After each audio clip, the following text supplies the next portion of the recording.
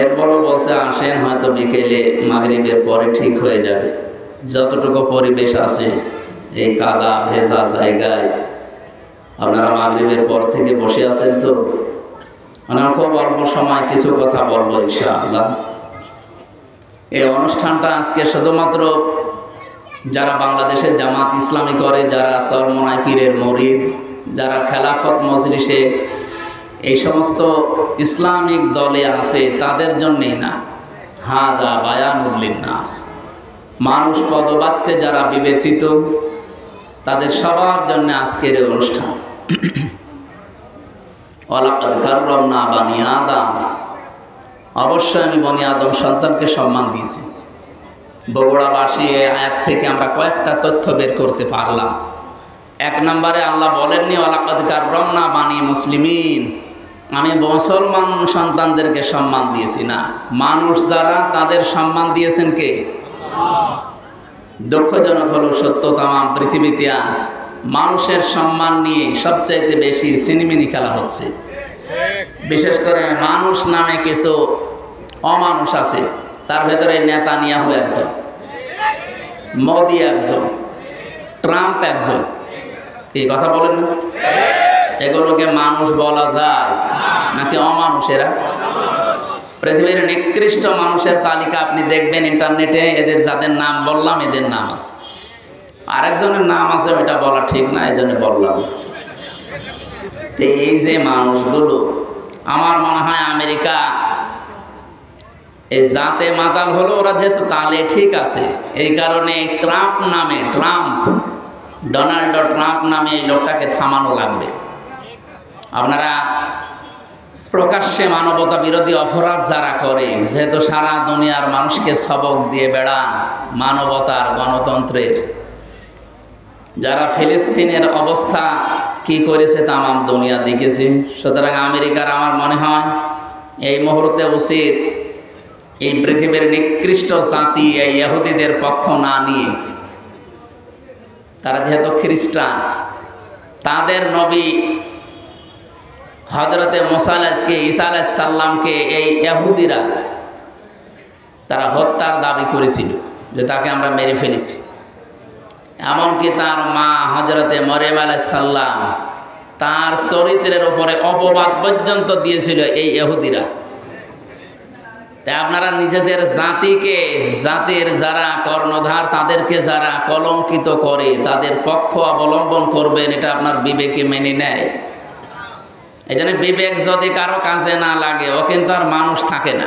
উলাইকা কাল আনআম, আল্লাহ তাআলা বলেন ওগুলো জানোয়ার, বালহুম আদাল, তার চাইতেও খারাপ। এই ছেলে কি কথা বলেন?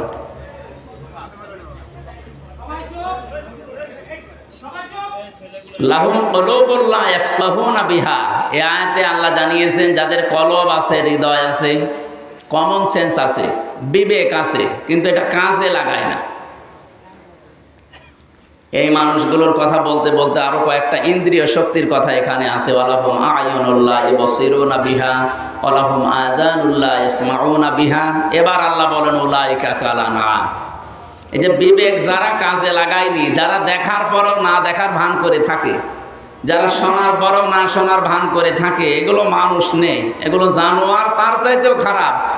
উলাইকা হুমুল গাফিলুন, এরা গাফেল। এরা কি? এদেরকে যতই কিছু বলেন এই মানুষগুলো সচেতন হবে না। এই জন্য হেদায়েত পাওয়ার জন্য কিছু রাস্তা আল্লাহ দুনিয়াতে দিয়েছে। যখন ও রাস্তা মানুষ ওভারটেক করে ফেলে, সীমা লঙ্ঘন করে ফেলে, সীমা অতিক্রম করে, তখন তার কপালে আর হেদায়েত থাকে না। এটা সূরা ইউনূসের ভেতরে আছে। ফেরাউনকে আল্লাহ রাব্বুল আলামিন শেষে আর হেদায়েত দেননি। কারণ কি? সে এমন জায়গায় পৌঁছিয়েছিল যে হেদায়েত পাওয়ার জন্য সে বর্ডার পর্যন্ত শেষ করে ফেলেছে, বর্ডারেও থাকে নাই। হাত্তা ইযা আদরাকাহুল গারাকু ক্বালা আমানতু আন্নাহু লা ইলাহা ইল্লাল্লাযী আমানাত বিহি বানু ইসরাঈল ওয়া আনা মিনাল মুসলিমিন। ও যখন ডুবে যাচ্ছিল তখন বলেছে আমি ঈমান আনলাম, বনি ইসরায়েলরা যার উপরে ঈমান এনেছে তার উপরে ঈমান আনলাম। তারপরও সরাসরি ও আল্লাহর নাম বলে না। ও যদি বলতো আল্লাহ তুমি একজন আছো, আমি তোমাকে মানি, এই মুহূর্তে আমি সব কিছু ছেড়ে দিয়ে তোমারে বিশ্বাস করলাম। তাফসির ফি জিলালিল কোরআনে সাইয়্যিদ কুতুব রহমতুল্লাহ আলাইহি লিখেছেন ওই পর্যন্ত আল্লাহ তারে মাফ করে দিত, কিন্তু না, ও আর বলে না। লা ইলাহা পর্যন্ত বলেছিল, ইল্লাল্লাহ বলতে পারে না। ইল্লাল্লাযী আমানাত বিহি বানু ইসরাঈল, তারপরও সরাসরি আল্লাহর নাম উচ্চারণ করে না। আমরা এখান থেকে একটা জিনিস দেখি, বাংলাদেশে যারা কমিউনিস্ট আন্দোলন করে আপনি দেখবেন সরাসরি তারা আল্লাহর নাম বলতে চায় না। তাদের ব্যানার পোস্টার ফেস্টনে দেখবেন ওখানে আল্লাহু আকবার লেখা থাকে না, লেখা থাকে আল্লাহ সর্বশক্তিমান বা সর্বশক্তিমান মহান, এরকম বাংলা অনেক কিছু আমরা লেখা দেখি। সরাসরি আল্লাহু আকবার বলতে আপনার সমস্যা কি? আল্লাহর নাম উচ্চারণ তাদের কাছে এত কষ্ট লাগে। ফেরাউনের যেমন লেগেছিল, ও মরে যাচ্ছে তারপরও আল্লাহর নাম সরাসরি বলে নাই, বলছে বনি ইসরায়েলরা যার উপরে ঈমান এনেছে আমি তার উপরে ঈমান আনলাম, ও আনা মিনাল মুসলিমিন, আমি তো মুসলমান। এরপরও ফেরেশতারা আমারে খালি পানির ভেতরে চোবায়। আল্লাহ তখন ডাক দিলেন, আন এখন ফাকাদ আসাইতা ক্বাবলু ওয়া কুনতা মিনাল মুফসিদিন, এর আগে তুমি তো বড় সন্ত্রাসী ছিলে। তুমি বলা ঠিক না, এখানে তুই বলা দরকার, কারণ তুমি শব্দটা তো সম্মানসূচক হয়ে গেল। ফাকাদ আসাইতা ক্বাবলু ওয়া কুনতা মিনাল মুফসিদিন, এর আগে তুই বড় সন্ত্রাসী ছিলি, ফ্যাসাদ সৃষ্টিকারী।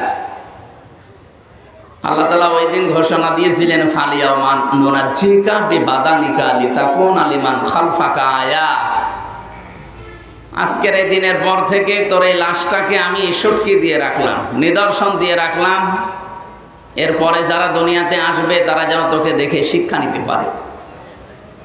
সম্মানিত ভাইরা, এখনো পর্যন্ত মোপাম মিশরে জাদুঘরে তার লাশটা সংরক্ষিত করা আছে। এরপরও যদি কেউ শিক্ষা না নেয়, এটা তার কপালের দোষ না আল্লাহর দোষ? বলেন বলেন।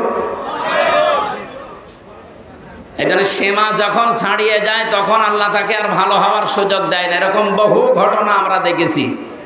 আবু জেহেলও যেই দিন মারা যাবে,